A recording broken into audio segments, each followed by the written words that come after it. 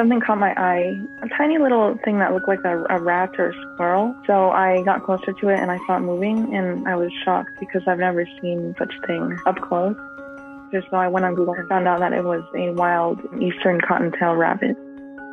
That's when I realized, I needed my help because it was just crawling around. It had its eyes closed. Ears were not perky. I put on some gloves and then picked it up and tried to find its nest. And after searching for about 10 minutes, I found its nest. And inside there were 2 other baby rabbits. So I just put it back, and I thought that was the end of it. Over the several next days, I went back outside to check up on them. And I also sprinkled some powder around because that's what it said in the research, to see if you see any footprints from the mother rabbit. But then the next morning, it was just the same. I realized that the mother rabbit didn't come back, and they were all skinny. They hadn't been fed. That's when I realized that I should, just take them in because I didn't want them to die. First thing I did, I was very overwhelmed. I found the box, I put a blanket in it, and then I put them all 3 in it.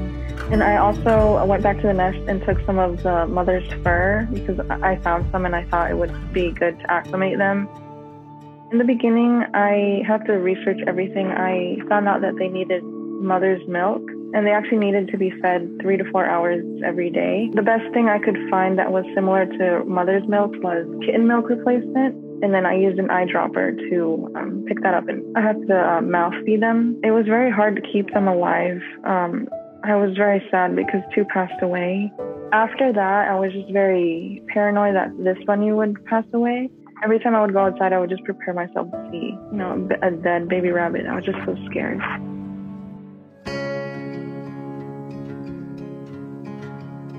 It was just every day, 3 to 4 hours of feeding it with the fresh milk, and it had to be warm and a good temperature. She was gaining weight because in the beginning she was all bony and fragile, but I could see her, she was getting tougher by day. When she got older, I started feeding her green, like green leaves. I also had to acclimate her to the outside weather. At nighttime, I would keep her inside. Daytime, I would keep her outside in my patio. It was away from animals. It was screened in patio. And I connected with this animal very much. So I named her Honey. I was surprised because it says that they don't form attachments to humans very much. But sometimes it would run away, and then it would come back when it heard my voice. And it would only take food from my hand. It wouldn't take food from any other family member's hand. And she would just come up to me sometimes and rub her nose on my hand. It was very cute. I think she saw me as her mother because I raised her when she was a baby. Every day that I would put her outside, she would spend a little bit more time, like progressively outside. Every day I would put her outside and she would just eventually come back. She was kind of like an indoor-outdoor cat. One day she went outside, but then she never came back. But I actually saw her a few months later in my backyard, hopping around. She looks healthy, she looks big.